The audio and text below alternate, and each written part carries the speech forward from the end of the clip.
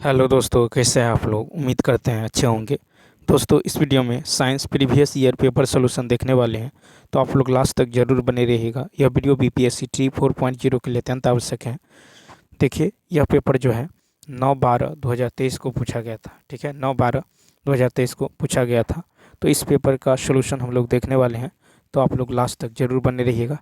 देखिए, विज्ञान का जो है टोटल क्वेश्चन आपको 40 देखने को मिलेगा, जो कि 40 अंक का होगा। ठीक है, 40 क्वेश्चन 40 अंक का। ठीक है, शुरू करते हैं। शुरू करने से पहले यदि आप नए हैं तो चैनल को सब्सक्राइब कर लीजिए, बेल आइकन को प्रेस कर दीजिए और एक बार वीडियो को शेयर कर दीजिए। ठीक है, तो देखिए, साइंस का जो है यहाँ से शुरू होता है। देखिए, फर्स्ट है कि 5 डायोप्टर तथा 4 डायोप्टर की शक्ति वाले दो अभिसरणकारी लेंसों को जो है समाक्षीय रूप से 10 सेंटीमीटर की दूरी पर अलग अलग रखा गया है। उनके संयोजन से बने लेंस की फोकस दूरी होगी। तो यहाँ पे देखिए, P1 दे दिया गया है आपको 5 डायोप्टर। ठीक, P2 दे दिया गया है आपको 4 डायोप्टर। तो कहता है लेंस के बीच की दूरी भी दे दिया गया है। लेंस के बीच की दूरी देखिए, दो लेंसों को समाक्षीय रूप से इतना सेंटीमीटर की दूरी, तो डिस्टेंस दे दिया गया आपको कितना है, तो 10 सेंटीमीटर है। इसको मीटर में कन्वर्ट करेंगे, 100 से भाग देंगे तो ये निकल जाएगा 0.1 मीटर। ठीक, 10। अब यहाँ पे निकालना उनके संयोजन से बने लेंस की फोकस दूरी। ठीक है, संयोजन से बने लेंस की फोकस दूरी तो क्या होगा, तो संयोजन से बने लेंस की जो फोकस दूरी हो जाएगा, यानी P बराबर हो जाएगा P1 + P2। ठीक है, अब माइनस P1। ठीक है, minus P1 P2 into D, ये फार्मूला होता है। ठीक है, क्या होगा, तो P1 + P2 minus P1 P2 P1 into P2 into D. ठीक है, तो चलिए यहाँ पे रखिए।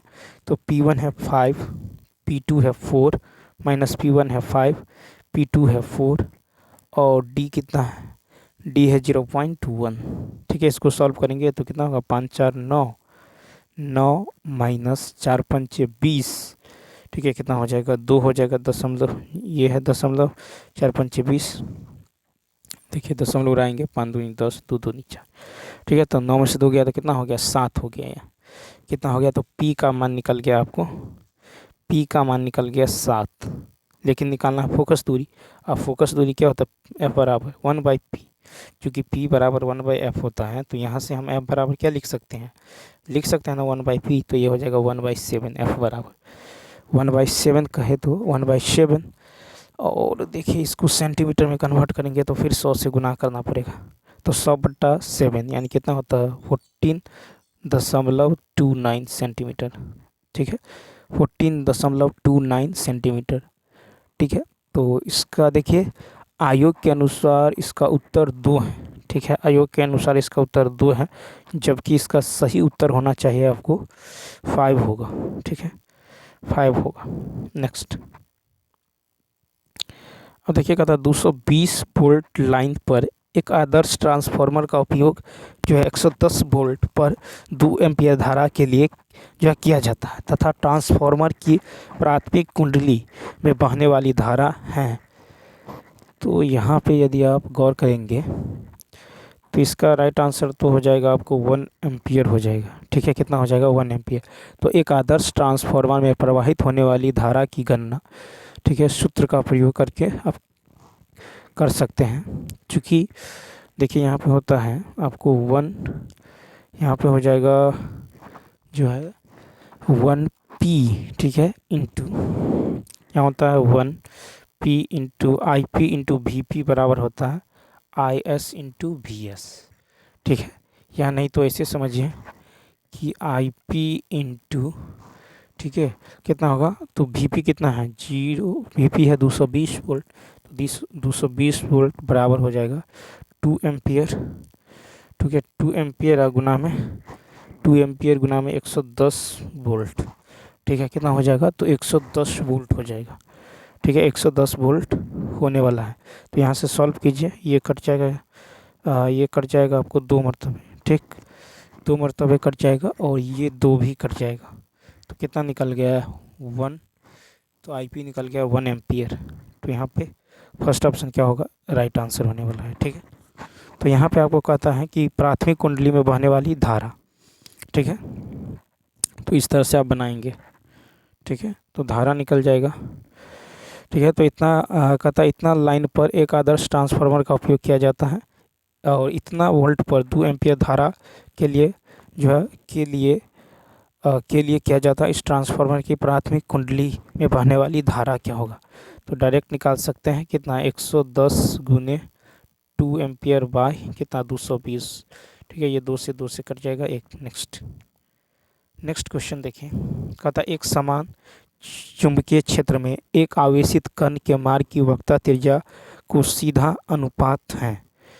तो देखिए यहाँ पे जो हो जाएगा आपको, ये हो जाएगा दूसरा ऑप्शन हो जाएगा, ठीक है। क्या हो जाएगा? दूसरा ऑप्शन, यानी आवेशित कण के संवेग से। तो एक समान चुंबकीय क्षेत्र में आवेशित कण के पथ की वक्रता त्रिज्या आवेशित कण के संवेग के समानुपाती होती है, ठीक है। तो अभिकेंद्रीय बल कण के द्रव्यमान वेग और वक्रता त्रिज्या पर निर्भर करता है। अभिकेंद्रीय बल होता है हमको mv²/r।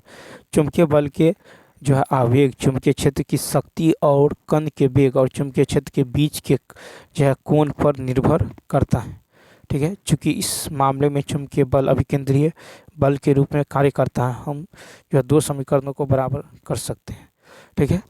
अब नेक्स्ट क्वेश्चन देखिए, क्वेश्चन नंबर जो है 114 है कि मान ले कि हल्का ग्रह एक तारे के चारों ओर r त्रिज्या की वृत्तीय कक्षा में t परिक्रमा काल से विचरण कर रहा है। यदि इन दोनों के बीच के गुरुत्वीय आकर्षण बल r⁻⁵/2 के समानुपाती हैं, तब क्या होगा? तो यहाँ पे देखिए, यहाँ पे आपको दे दिया गया है Fg दे दिया गया है r, यानी इसको लिख सकते हो 1/r⁵/2, ठीक है। तो वृत्ताकार कक्षा में जो है परिक्रमण, ठीक है, परिक्रमण अतः Fg जो है केंद्राभिमुख बल है, ठीक है, केंद्राभिमुख जो है बल है, ठीक। उसके बाद यदि आप चलेंगे आगे तो यहाँ पे जो हो जाएगा, ये हो जाएगा W, ठीक है, ω², ठीक है। तो यहाँ पे देखिए फार्मूला से चलिएगा, तो mr⁻² समानुपाती होता है, ये होगा r⁻⁵/2 के। तो द्रव्यमान जो है स्थिर है, द्रव्यमान क्या है? स्थिर है। तो ω² समानुपाती होगा ये r⁻⁵/2 बाई r, ये r इधर चला जाएगा, ठीक है। यानी ये हो जाएगा ω² समानुपाती r के पावर जो है, ठीक है, r के पावर जो हो जाएगा आपको, ये यहाँ पे हो जाएगा -7/2, ठीक है। ये r ऊपर चला जाएगा -1 लेके, तो r के पावर कितना होगा? -7/2, ठीक है। यानी ओमेगा बराबर जो है 2π/t, ठीक है। ओमेगा बराबर होता है 2π/t, तो ये हो जाएगा 2π/t बराबर, ये होगा r समानुपाती r के पावर -7/2, ठीक है। यानी t², ठीक है, यानी t² समानुपाती क्या होगा? r के पावर 7/2, ठीक है, r के पावर 7/2, ठीक है। तो यहाँ पे जो 114 का राइट आंसर होने वाला है, ये हो जाएगा तीसरा ऑप्शन, ठीक है, t² समानुपाती r के पावर 7/2। नेक्स्ट फिर है कि चुंबकीय क्षेत्र में अंतः क्षेपित प्रोटॉन के बल रेखाओं के लंबवत गतिमान होने पर वह अनुसरण करता है। तो यहाँ पे जो राइट आंसर हो जाएगा, ये हो जाएगा फर्स्ट हो जाएगा, यानी वृत्तीय पथ का, ठीक है। तो जब कोई आवेशित कण चुंबकीय क्षेत्र में प्रवेश करता है तो उस पर एक बल का अनुभव होता है जिसे लॉरेंज बल कहा जाता है। यह बल सदैव कण के वेग और चुंबकीय क्षेत्र दोनों के लंबवत होता है, ठीक है। जब एक प्रोटॉन या उस पदार्थ के लिए कोई भी आवेशित कण एक चुंबकीय क्षेत्र में जो है इंजेक्ट किया जाता है और बल की रेखाओं के लंबवत चलता है, तो यह वास्तव में एक गोलाकार पथ का अनुसरण करेगा। तो चुंबकीय क्षेत्र में अंतःक्षेपित प्रोटॉन के बल रेखाओं के लंबवत गतिमान होने पर वह अनुसरण करता है वृत्तीय पथ। नेक्स्ट है कि किसी दिए गए चालक की प्रतिरोधकता निर्भर करती है फर्स्ट तापमान पर, ठीक है। तो किसी दिए गए चालक की प्रतिरोधकता निर्भर करती है तापमान पर। ठीक है, तो प्रतिरोधकता पदार्थ का गुण है जो पदार्थ की प्रकृति और संरचना पर निर्भर करता है और संरचना तापमान से प्रभावित होती है। ठीक है, तो तापमान से प्रभावित होती है। नेक्स्ट है कि यदि किसी दिए गए समय अंतराल में एक कण के लिए वेग समय ग्राफ के अंतर्गत क्षेत्र प्रतिनिधित्व करता है, तो फर्स्ट विस्थापन का, तो वेग समय ग्राफ के अंतर्गत क्षेत्र किसी दिए गए समय अंतराल में वस्तु द्वारा तय किए गए विस्थापन को दर्शाता है। ठीक है, तो ये विस्थापन को दर्शाता है। वेग समय ग्राफ के अंतर्गत क्षेत्र जो है किसी दिए गए समय अंतराल में वस्तु द्वारा तय किए गए विस्थापन को दर्शाता है। ठीक है, नेक्स्ट क्वेश्चन देखिए 118 कहता है कि 2 ओम, 4 ओम, 1 ओम और 100 ओम का उपयोग करके प्राप्त न्यूनतम प्रतिरोध। तो 118 का जो हो जाएगा प्राप्त न्यूनतम प्रतिरोध, ये हो जाएगा आपको, इसको समांतर क्रम में यदि ऐड कीजिएगा तो 1/2 + 1/4, ठीक है, +1/4 + 1 + 1/100, ठीक है, 1/100, तो ये हो जाएगा 1.265 ओम। ठीक है, तो यहाँ पे जो हो जाएगा 1.265, ठीक है, 1.265 ओम हो जाएगा। ठीक, तो कुल प्रतिरोध जो हो जाएगा ये हो जाएगा 1/1.265 यानी 0.79 ओम, 0.79 ओम। तो 118 का क्या होगा, तो 118 का जो हो जाएगा तीसरा ऑप्शन हो जाएगा, 118 का तीसरा ऑप्शन जो है हो जाएगा। ठीक है, तो यहाँ पे तीसरा ऑप्शन क्या होगा, राइट होगा। नेक्स्ट क्वेश्चन देखिए, फिर है कि 119 है कि परमाणु का नाभिक धनात्मक होता है। 119 का तीसरा ऑप्शन प्रोटॉन की उपस्थिति के कारण। ठीक है, तो नाभिक में प्रोटॉन होते हैं जो धनात्मक रूप से आवेशित या उप परमाणुविक कण होते हैं, और न्यूट्रॉन उदासीन यानी आवेश रहित उप परमाणुविक कण होते हैं। ठीक है, ये जो है तो याद रखना, परमाणु का नाभिक धनात्मक होता है प्रोटॉनों की उपस्थिति के कारण। ठीक है, अब चलिए देखते हैं, तो प्रोटॉन की उपस्थिति के कारण जो धनात्मक रूप से, ठीक है, आवेशित उप परमाणुविक कण है, परमाणु का नाभिक धनात्मक होगा। 120 नंबर 120 है कि निम्नलिखित में से कौन सा वोल्टेज का प्रतिनिधित्व करता है। फर्स्ट, तो देखिए यहाँ पे हो जाएगा किया गया कार्य बट्टा धारा गुने समय। ठीक है, किया गया कार्य बट्टा में धारा गुने समय। तो किसी विद्युत परिपथ में दो बिंदुओं के बीच जो है विद्युत स्थितिज ऊर्जा की मात्रा के अंतर को विद्युत विभवांतर कहा जाता है। विद्युत विभवांतर को वोल्टेज के रूप में जाना जाता है, जो स्थितिक विद्युत क्षेत्र के विरुद्ध दो बिंदुओं के बीच इकाई आवेश को स्थानांतरित करने के लिए किए गए कार्य की मात्रा के बराबर है। अतः वोल्टेज बराबर होता है किया गया कार्य बट्टा में विद्युत धारा गुने समय। ठीक है, तो वोल्टेज बराबर होता है किया गया कार्य बट्टा में विद्युत धारा गुने समय। नेक्स्ट कहता है यदि तरंग दैर्घ्य बैगनी से लाल रंग की तरफ बढ़ाया जाए तो चमक, बैगनी से लाल रंग की, तो इसका चमक जो है पहली बढ़ेगी फिर घटेगी। तो पहले बढ़ेगी और फिर घटेगी। यदि तरंग दैर्घ्य बैगनी से लाल रंग की तरफ बढ़ाया जाए तो पहले बढ़ेगी फिर घटेगी। तो मानव आँख में दृश्यमान स्पेक्ट्रम के अंदर प्रकाश की विभिन्न तरंग दैर्घ्य के प्रति अलग अलग संवेदनशील होती है। ठीक, अब देखिए लाल प्रकाश की तुलना में बैगनी प्रकाश की तरंग दैर्घ्य जो है कम होती है। ठीक है, कम होती है। यदि तरंग दैर्घ्य बैगनी से लाल रंग की तरफ बढ़ाया जाए तो चमक पहले बढ़ेगी फिर घटेगी। नेक्स्ट, यदि प्रकाश एक सीधी रेखा में चलते चलते एक लघु किंतु स्थिर कोण से मुड़ जाए तो यह घटना कहलाता है। 122 का 5 हो जाएगा। तो देखिए यहाँ पे है कि जब एक सीधी रेखा में गमन करने वाला प्रकाश एक छोटे लेकिन निश्चित कोण से मुड़ता है तो वह वास्तव में परावर्तन या अपवर्तन के कारण हो सकता है। परावर्तन तब होता है जब प्रकाश किसी सतह से टकराता है। परावर्तन तब होता है जब जो है प्रकाश किसी सतह से टकराता है और वापस लौटता है। ठीक है, अपनी दिशा बदलता है लेकिन अपनी गति या तरंगदैर्घ्य नहीं। अपवर्तन तब होता है जब प्रकाश एक माध्यम जैसे वायु से दूसरे जैसे पानी या कांच में गुजरता है और अपना मार्ग परिवर्तित कर लेता है। यह इसलिए झुका होता है क्योंकि नए माध्यम में प्रवेश करते ही प्रकाश की गति थोड़ी बदल जाती है। ठीक है, नेक्स्ट 123 है कि दो गोलियां एक साथ ही स्थान से किंतु अलग अलग गति से क्षैतिज रेखा में दागी जाती हैं। कौन सी गोली मैदान को पहले भेदेगी? 123 का तीसरा, दोनों एक साथ भेदेगी। ठीक है, तो गोलियां समान लंबाई की होती हैं क्योंकि उन्हें एक ही स्थान से क्षैतिज रूप से दागी जाती हैं। दोनों गोलियां एक ही समय में जमीन पर गिरेगी क्योंकि उनका जो त्वरण है GS समान है। परिणाम स्वरूप गोलियों को जमीन तक पहुंचने में लगने वाला समय उनकी प्रारंभिक जो है क्षैतिज गति से अप्रभावित रहता है। परिणाम स्वरूप एक नई ऊंचाई से क्षैतिज दिशा में चलाई गई दोनों गोलियां एक ही समय में जमीन पर गिरेगी। ठीक है, तो दो गोलियां एक साथ ही स्थान से किंतु अलग अलग गति से क्षैतिज दिशा में दागी जाती हैं। तो कौन सी गोलियां मैदान को भेदेगी? दोनों एक साथ। नेक्स्ट फिर है कि यदि वृत्ताकार गति करते किसी पिंड की चाल एवं त्रिज्या दोनों को दोगुना कर दें तो अभिकेंद्रीय त्वरण का परिमाण होगा।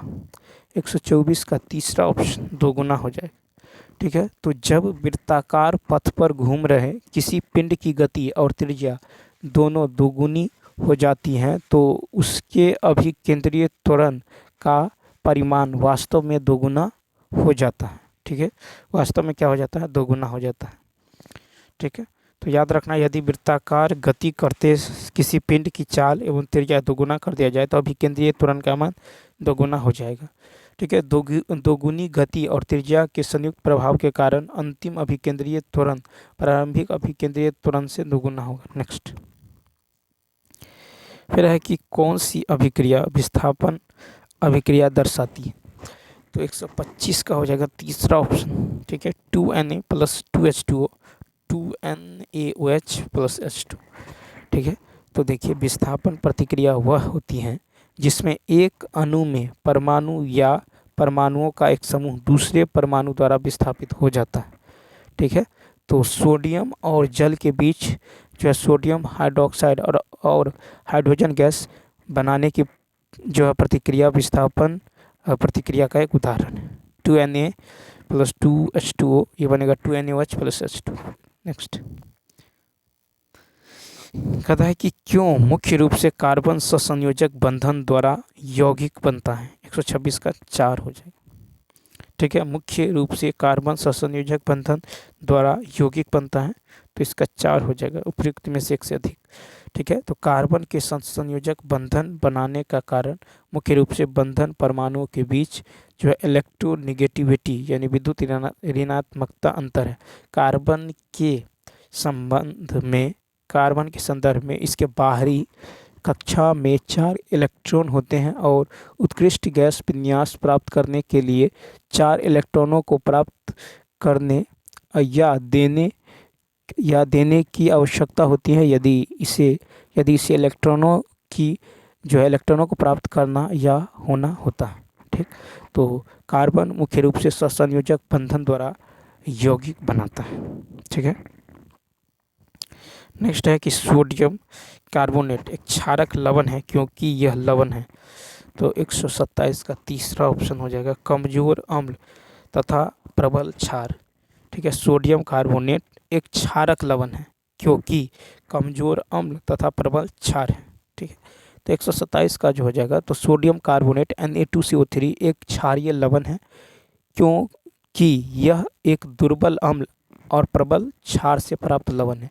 यहाँ सोडियम हाइड्रोक्साइड एक प्रबल क्षार है और कार्बोनिक एसिड एक दुर्बल अम्ल है। नेक्स्ट कहता है कि प्रकाश की उपस्थिति में बेंजीन क्लोरीन से अभिक्रिया कर जो है बनाता है। तो 128 का देखिए तीसरा ऑप्शन बेंजीन हेक्साक्लोराइड।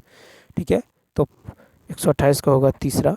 तो पराबैंगनी प्रकाश की उपस्थिति में ठीक है गर्म बेंजीन भी क्लोरीन या ब्रोमीन के साथ एक जो अतिरिक्त प्रतिक्रिया से गुजरता है। वले जो है डेलोकलाइजेशन अस्थायी रूप से टूट जाता है और प्रत्येक कार्बन परमाणु में क्लोरीन या ब्रोमीन परमाणु जुड़ जाता है। बेंजीन जो है पराबैंगनी प्रकाश की उपस्थिति में क्लोरीन अणुओं के साथ प्रतिक्रिया करके बेंजीन हेक्साक्लोराइड, ठीक है, बेंजीन हेक्साक्लोराइड C6H6, ठीक है, और C16 देता है, ठीक है। तो यहाँ पे होगा बेंजीन हेक्साक्लोराइड। नेक्स्ट कहता है कि चूने को जलाने पर कैल्शियम ऑक्साइड तथा कार्बन डाइऑक्साइड प्राप्त होने की प्रक्रिया। 129 का दूसरा ऑप्शन अपघटन प्रक्रिया। चूना पत्थर एक अवसादी चट्टान है जिसमें कैल्शियम कार्बोनेट होता है जिसका सूत्र CaCO3 है, ठीक है। तो याद रखना ये अपघटन अभिक्रिया है। कैल्शियम ऑक्साइड चूने को जलाने पर कैल्शियम ऑक्साइड तथा कार्बन डाइऑक्साइड प्राप्त होने की प्रक्रिया ये अपघटन प्रक्रिया है। तो याद रखना है चूना पत्थर एक अवसादी चट्टान है जिसमें कैल्शियम कार्बोनेट होता है जिसका सूत्र CaCO3 है, ठीक है। CaCO3 यानी CO+CO2। यह प्रक्रिया एक तापीय अपघटन प्रक्रिया है। ऐसा इसलिए क्योंकि इस प्रक्रिया में एक यौगिक कैल्शियम कार्बोनेट दो और तत्वों कैल्शियम ऑक्साइड और कार्बन डाइऑक्साइड में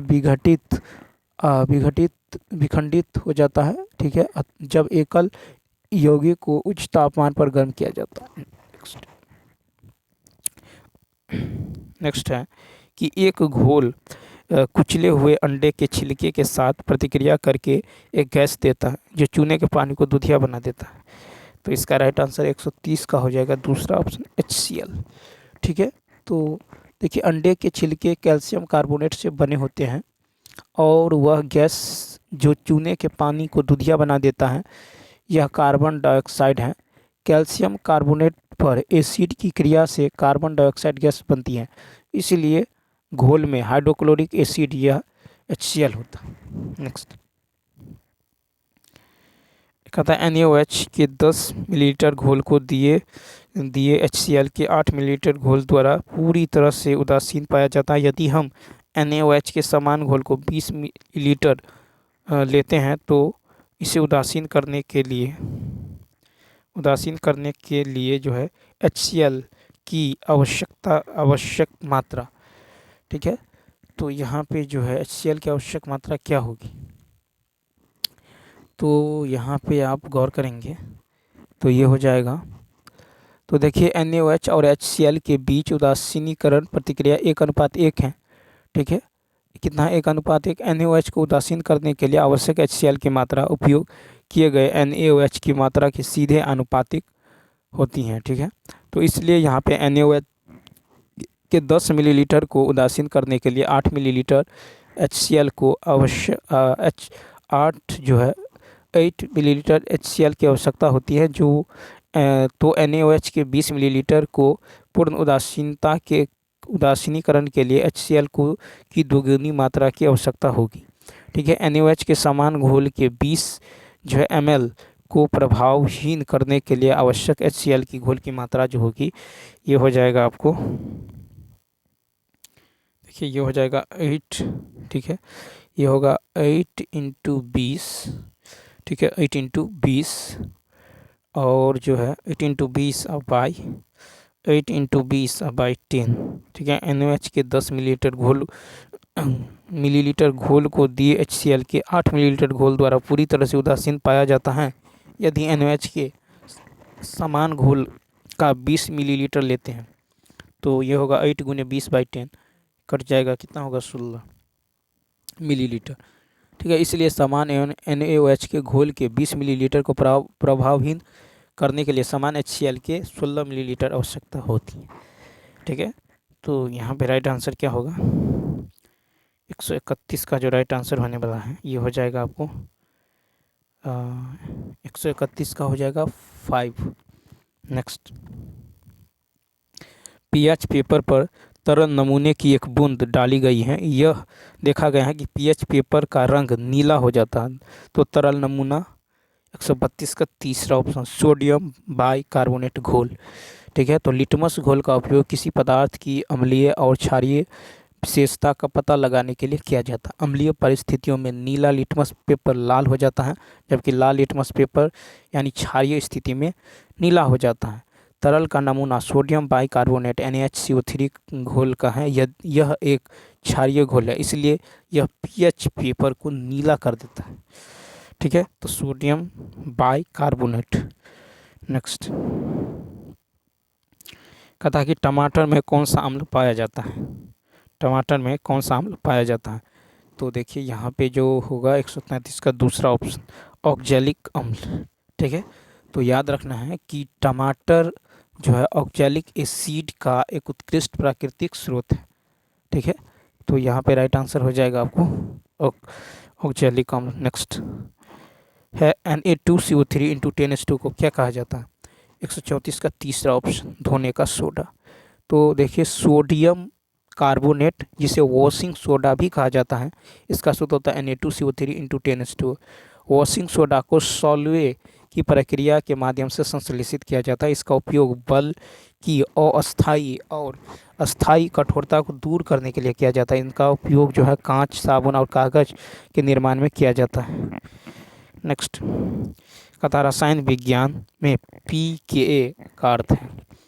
135 का दूसरा, तो लघु गणकीय पैमाने पर अम्ल पृथक्करण स्थिरांक चिन्ह। ठीक है, तो क्या हो जाएगा? तो pKa अम्ल पृथक्करण स्थिरांक या Ka मान का ऋणात्मक लघु गणक है।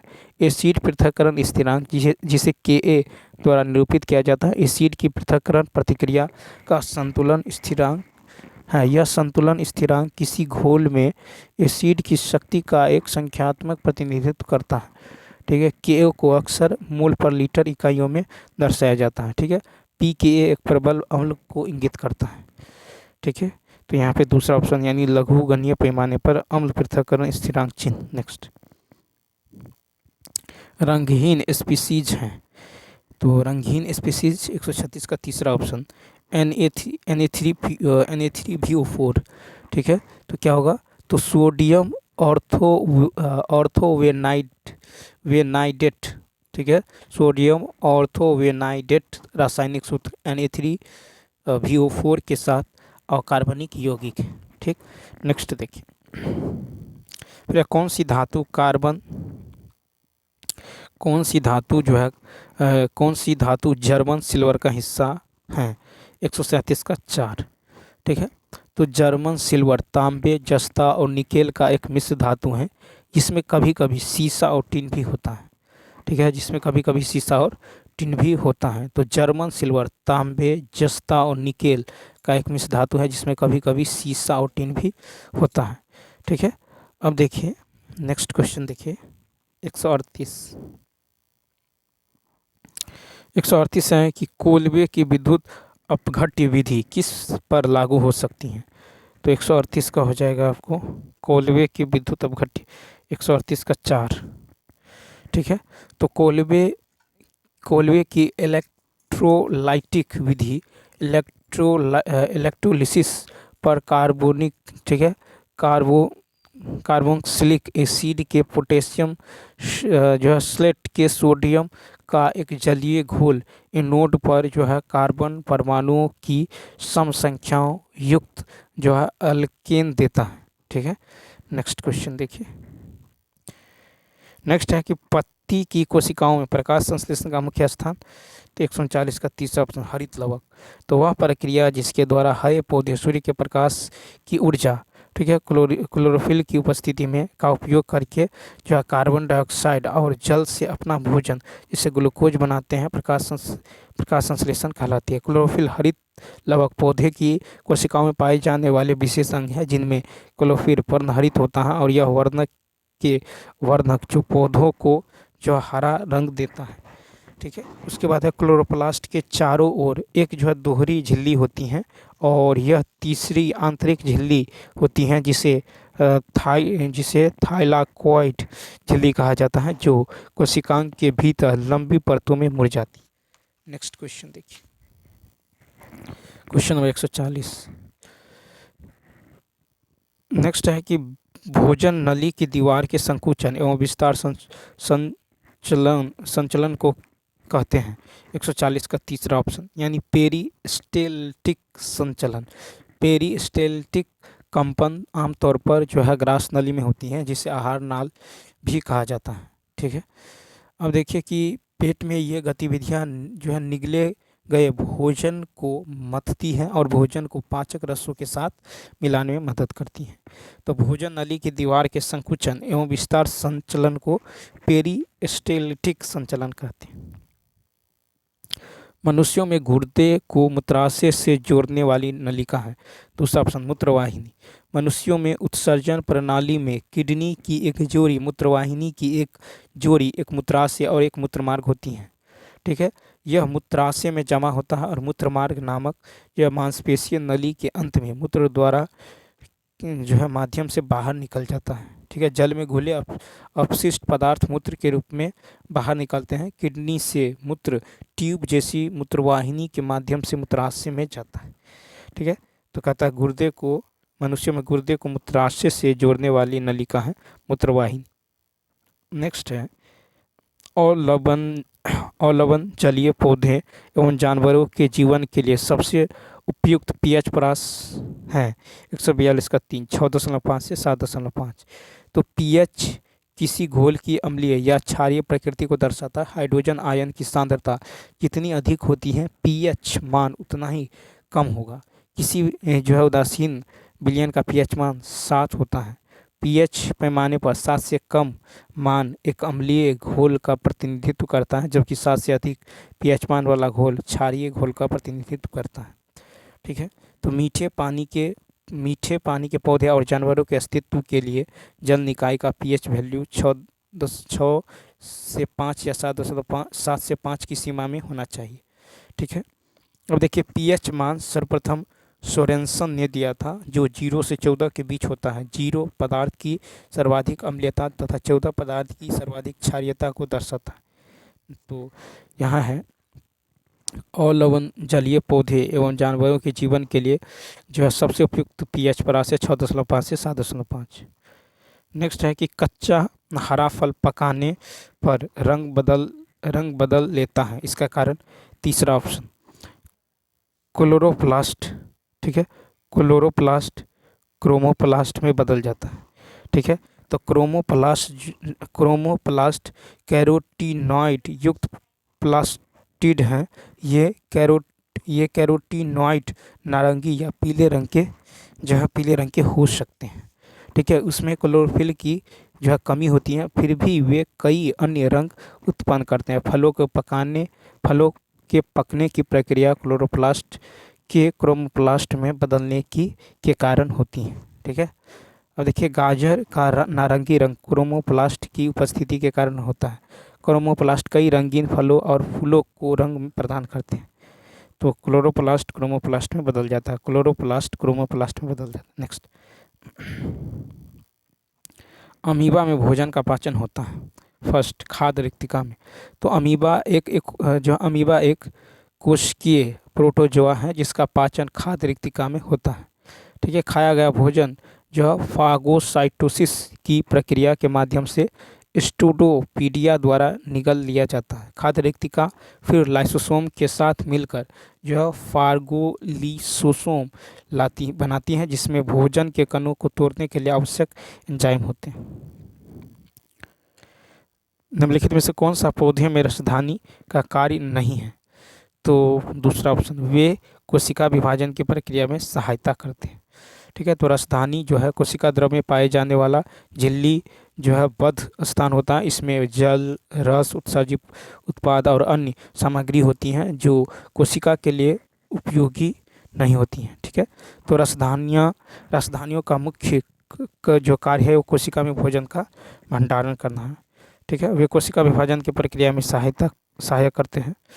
सहायक कौन सा जो है पौधों में रसधानी का कार्य नहीं है, तो वे कोशिका विभाजन की प्रक्रिया में सहायता करते हैं। ठीक है। नेक्स्ट है कि रेनवियर के नोड पाए जाते हैं। फर्स्ट, तंत्रिका कोशिकाओं में। रेनवियर के नोड्स तंत्रिका कोशिकाओं के माइलिनेटेड तंत्रिका जंतुओं में पाए जाते हैं। ठीक है। अब देखिए 147, पक्षियों व सरीसृपों के बीच अप्राप्तकारी है। 147 का फर्स्ट, आर्कियोप्टेरिक्स।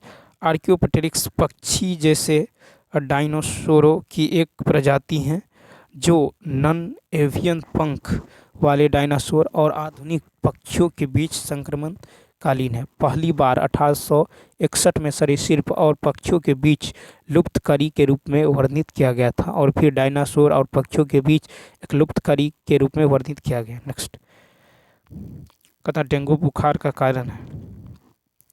ठीक है, डेंगू बुखार का कारण है 148 का दूसरा ऑप्शन आरएनए धारक आर्बोवायरस। ठीक है, तो 148 का होगा डेंगू वायरस। डेंगू जो है ये वायरस फ्लेवीवायरस परिवार में एक एकल सकारात्मक भावना वाले आरएनए ऑर्थोपोड जनित वायरस है। ठीक है, तो ये आरएनए धारक आर्बोवायरस है। ठीक है, आर्थ्रोपोड जनित वायरस है। यह मुख्य रूप से संक्रमित मादा जो है एडीज एजिप्टी मच्छर के काटने से जो है मानव में फैलता है। ठीक है, अब देखिए कि नेक्स्ट क्वेश्चन नेक्स्ट है कि नवीनतम द्वितीयक जाइलम पाया जाता है। तीसरा ऑप्शन संवहनी एधा के ठीक अंदर।